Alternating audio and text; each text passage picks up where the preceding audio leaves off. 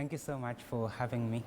Yes, so Clive, this is something that, as you've seen, I'm sure you are pretty astonished, maybe not, because you are aware of the World Meteorological Reports. You are also aware of the current plastic usage, especially in the country. And this year, the Eyes on World Environment Day 2025, it's all about ending plastic pollution. And when it comes to things like plastic pollution, why exactly do you think that it was chosen this particular year? Yes, first of all, I want to begin by saying we are living in a world where we are having greater interconnectedness with nature. And this year's theme on plastics, tackling plastics, it comes at a critical moment where world leaders, member states, are moving towards critical negotiations to craft a legally binding treaty to tackle plastic pollution. Okay. In 2022, during the UN Environment Assembly resumed session, member states marveled a greater outcome of United Nations Environment Assembly resolution to craft a legally binding treaty to tackle plastic pollution. And now this is where we began negotiations to see how can the world live in a plastic-free planet, addressing a full life cycle of plastic. And now this year's World Environment Day comes at a critical moment whereby plastic is pushing biodiversity into a brink. We are looking forward to a future where we young people, we find it very difficult for us to enhance resilience. And that's why it is really important for us to see a collective engagement in tackling the triple planetary crisis, which is pollution, climate change, and biodiversity loss. Talking about all these three triple planetary crises, plastic is one of the biggest menace, and it is estimated that by 2050 we'll be having more plastics in the ocean and in the water bodies than fish. And this is why it is really critical for us to come up with the consolidated solutions to tackle plastic pollution. Interesting that you mentioned, Clive, because that's actually my next question. And what are some of UNEP's major initiatives or successes when it comes to the fight against plastic pollution? Yeah, UNEP has been driving bigger ambition and commitment in tackling plastic pollution in terms of calling for consolidated efforts that can help the world to alleviate from these disasters that you're facing, human amplified disasters. And just the resolution that I've mentioned, the resolution 514, that was one of the resolutions that called for crafting a legally binding treaty. And that is just one of the biggest commitments that UNEP has been making to see how member states can come up with greater convergence on how they can tackle plastic pollution. But also UNEP has been working with other implementing agencies to see how these issues can be put in a pivotal way. And for our side, as a Children and Youth Major Group to UNEP, we've been, as a Children and Youth Major Group to UNEP is a mandated children and youth constituency, to working together with UNEP, amplifying issues around youth concerns. And this is also just one of the critical areas that we are working to push to tackle environmental challenges. And I also want to mention about Tide Turners, which is an initiative driven under UNEP to see how we can turn the tide in tackling issues of plastic pollution. Now, Clive, where do you see the biggest resistance or challenges in making this a reality? Because we do know that UNEP does work with lots of people, there's lots of parties and entities involved. We have governments, we have corporations, we have civil society as well as people who are implementing change in one way or the other. But when it comes to resistance, or when it comes to the challenges that UNEP is currently experiencing in making this a reality and making the change happen, what do you think is the problem?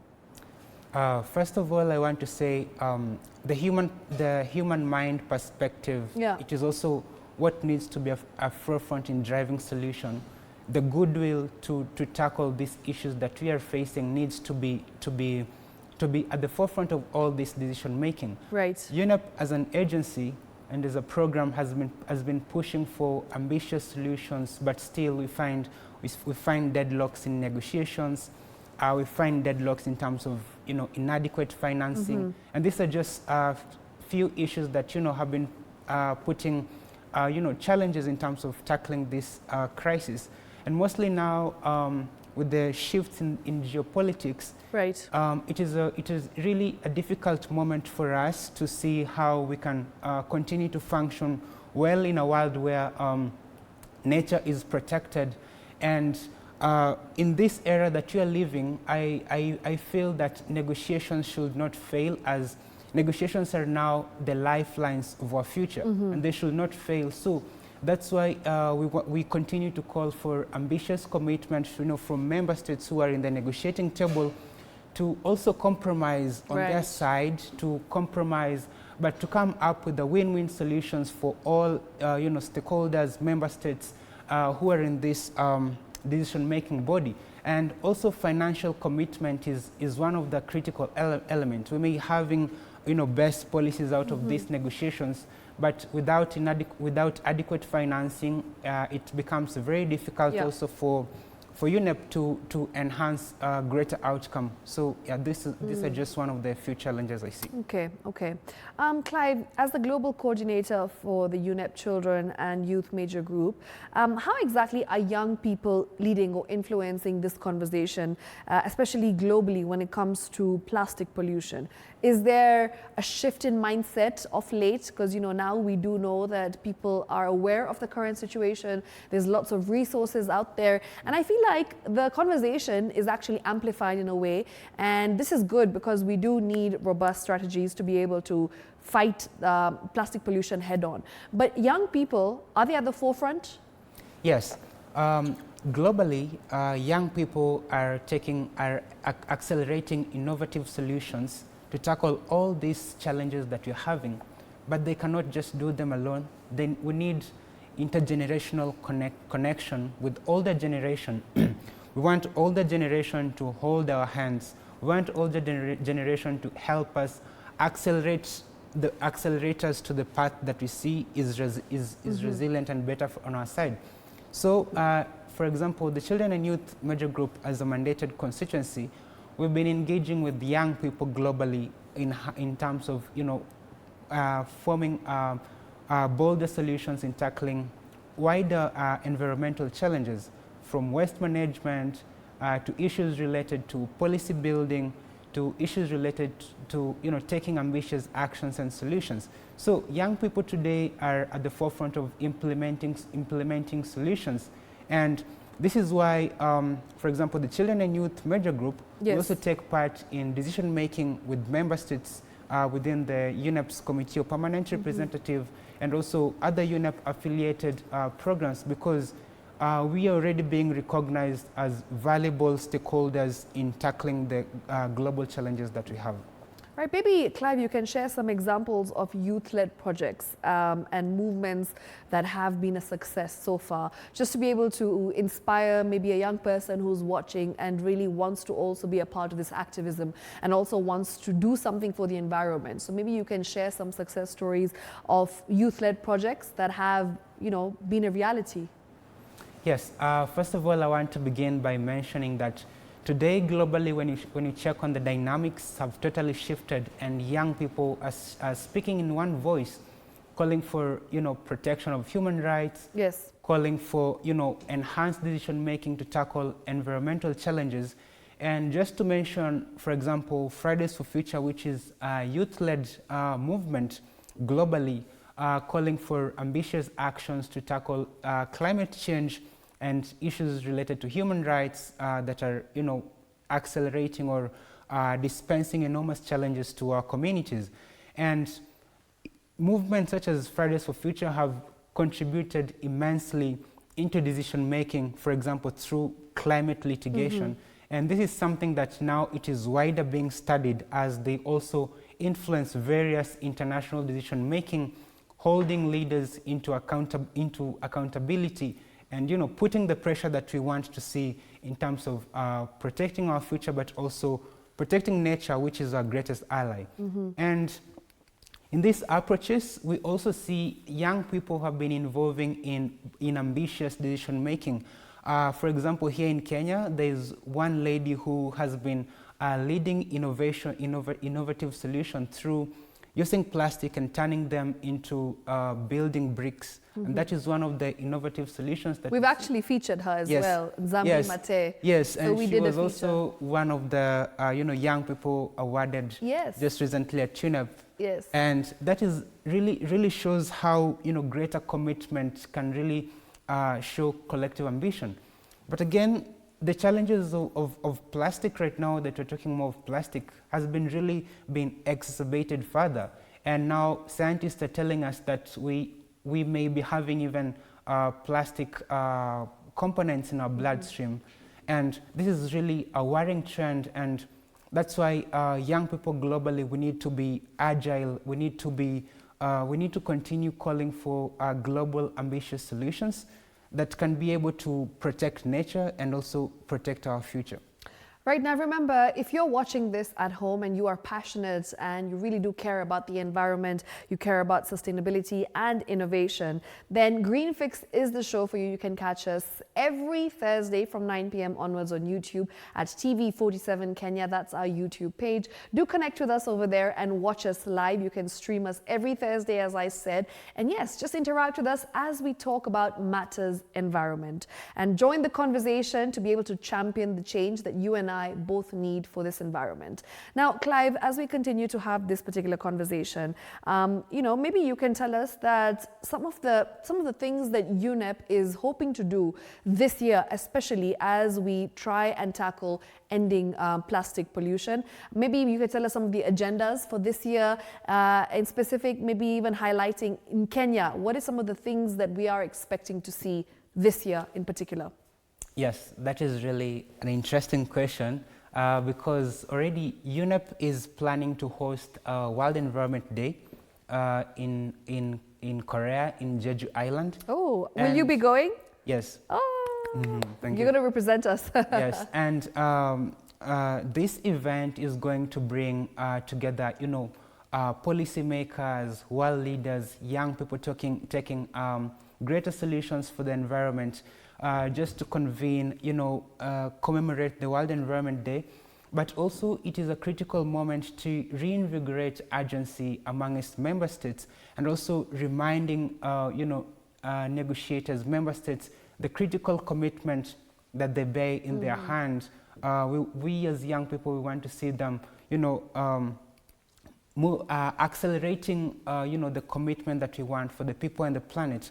And just to mention, in Jeju Island, we'll also be having future generations dialogue with various leaders, including the UNEP's executive director, and young people will be engaging into these critical discussions. But now coming back home, in Kenya, already the government of Kenya is planning to host World Environment Day through various counties. Yeah. But UNEP regional office, African regional office, is also planning a regional engagement in Africa, which we are soon to see, greater announcement that is about to come. I do not want to preempt. Okay. But just the heads up that UNEP regional office will be organizing World Environment Day, and there's something surprising that, is being cooked somewhere. But apart from that, I also want to mention this is also a critical year, as we are moving towards crafting a legally binding treaty to tackle plastic pollution. I was actually going to ask what the progress is on that particular treaty that UNEP has been pushing for. Yes, in the last year's negotiations in Busan, we saw a greater commitment and a greater ambition to tackle issues of plastic pollution, or to craft a legally binding treaty. Although these discussions, they had to be postponed just to continue creating an avenue and space where we are having a win-win solutions, where we need to compromise and meeting in the middle of the tent. And this is really an unexpected, we are really expecting to see a legally binding treaty, as now the treaty has moved now to a resumed session in August, which will be happening in Geneva. And alongside that treaty, as Children and Youth Media Group, we will also be convening Youth and Stakeholders Assembly on issues of plastic. And this is just to show how we are having a greater commitment in tackling, these issues to tackle plastic pollution and the goodwill at heart that we are having as young people. Right. And this is just part of the roadmap, as you may also be aware that we'll be having the 7th session of the UN Environment Assembly happening in Nairobi in December.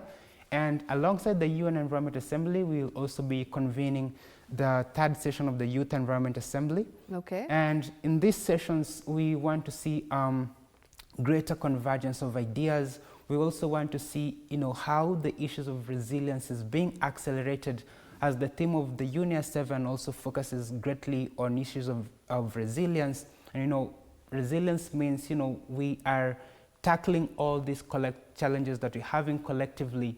And this is really an ambitious year because just 1 week ago, we are from the Basel, Rotterdam, and Stockholm Convention COPs on chemicals and chemicals hazards and wastes. And this outcome, we're also seeing how it is going to push for a reinvigorated or agile connectivity to UNEA, to the upcoming Intergovernmental Negotiating Committee on Plastic, and also to the resumed session on the open-ended working group on science policy, which will also be greatly focusing on tackling issues of plastic. So this is I can say it is a plastic or waste year. Yeah. So we are really ambitious to see how the negotiations will be forming out. But maybe young people out there might be asking, how should we engage in these processes? Absolutely. So UNEP has, over the decades, UN system has continued to accelerate youth engagement in all the processes and decision making. And that's why we have a mandated youth-led constituency to help, young people engage in all these processes. And this is why we are calling for more and more young people to be, help us in amplifying this information out there. There may be young people out there that, we may have not yet reached out to them, or UNEP has not reached out to them. But this is also an opportunity for us to, as future generations, to take the mantle on ourselves and remind ourselves that we are the one to inherit this planet, and again pass it to the next generation. And that is why we see a greater connectivity with nature, and that's why we want to see an ambitious commitment and goodwill from member states in tackling all these solutions collectively. Amazing. Thank you so much for that, Clive. Now, let's just put it in layman's language and let's try and put some context behind what an ordinary citizen can do right about now and how they can contribute meaningfully to ending plastic pollution. Because sometimes there's things that are done that are beyond our understanding, of course. There's lots of technology, lots of policies, lots of innovation that is in place already on how exactly we can tackle this very huge menace that's known as plastic. But what exactly can an ordinary citizen do to be able to contribute to this fight? Yes, everybody has got their equal share. Yes. And equal commitment. So, I mean, apart from, all those, big languages and treaties that we're talking about, but everybody has an equal share of what they can do for the environment, or what they can do to tackle plastic pollution. First of all, a few years ago, our country, Kenya, moved towards, banning the plastic waste. And regardless of putting a ban on plastic waste, I think we can see some level of improvement. We have. Although we know still issues of plastic is still a maintenance in our country. Yeah. And this also just calls for a goodwill at heart for people. I mean, do not dump waste where it is illegal to dump. At home, you can begin with very smaller practices like segregating your waste. For those who have farms, might also be able to do the proper segregation of waste, putting them in different bags or where they're supposed to be taken. But also, we would also like to call for leaders to see how we can continue to have ways of proper waste management.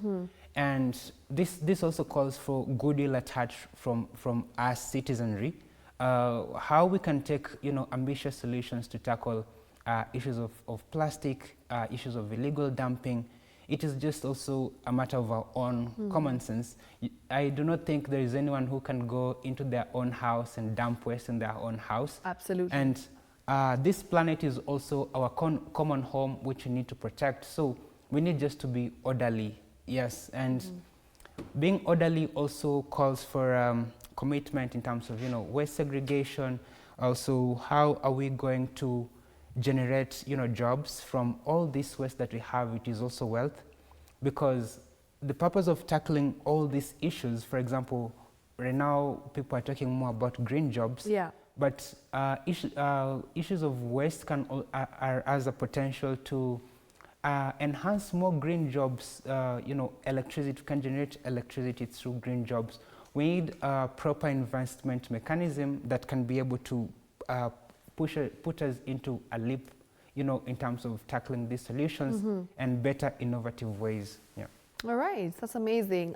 Clive, what innovative solutions, they could be technological, they could be behavioral, does UNEP see as game changers in the fight against plastic? Maybe you can highlight a few and just take us through what recent innovations we've seen that have kind of been game changers in this particular journey so far. Yes, already UNEP has been putting mechanisms with the countries, with implementing agencies. UNEP through the Global Environment Facility has also been consolidating some resources that can help, tackling all these issues. And just within the innovative solutions already, maybe on this other side of the world, we may not be able to see a lot of innovative solutions that have already been implemented in terms of tackling plastics. But one key achievable commitment we can mention is the policies that keep on being refined, and also UNEP working with various country and member states in terms of finding the best solutions, finding the best alternatives that can really work in terms of generating an alternative solutions without jeopardizing, people's livelihood, because also the issue of transition is really critical in this area. But also, we also understand that, plastics also comes from the fossil fuels, and, fossil fuel is also contributing in some way into destruction of our planet. But we need to have a way in which we have a win-win situation through the transition path. I know it is a very difficult path that needs a greater engagement of stakeholders from countries who depend on this as their source of livelihood. But also it is also important to have why are we doing this, and why do we want to protect the planet? Okay. Can biodegradable plastics or alternatives really solve the plastic problem that we have at the moment? Or is it just a distraction to the bigger picture? Biodegradable bags are really good as they are an addition to an innovative solution. Yes, they're an alternative. Yes, they provide alternative, but already some countries are trying to use them, but some countries still find skepticism in terms of trying to use these biodegradable alternatives. Like America, yes, for instance. Yeah, some people find these difficulties. But now I can mention that sometimes change is always sometimes very difficult for people to take change. But once we take change, it can really shape up our future and how we see it. Yeah.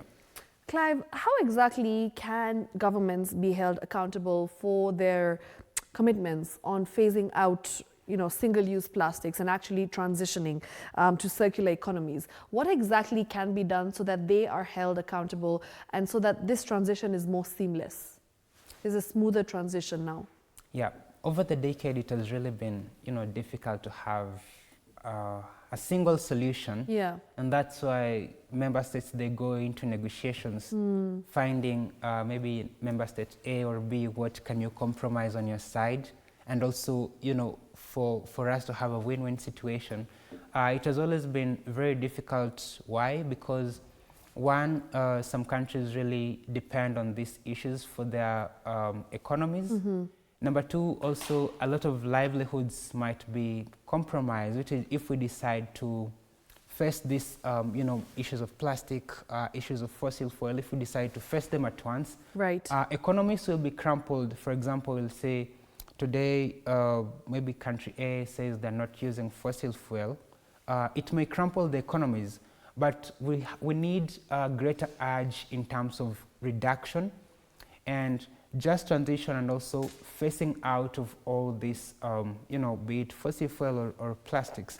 So that is one of the reasons we find it compromise has always been difficult, and that is why you find we are going in back and forth each and every time.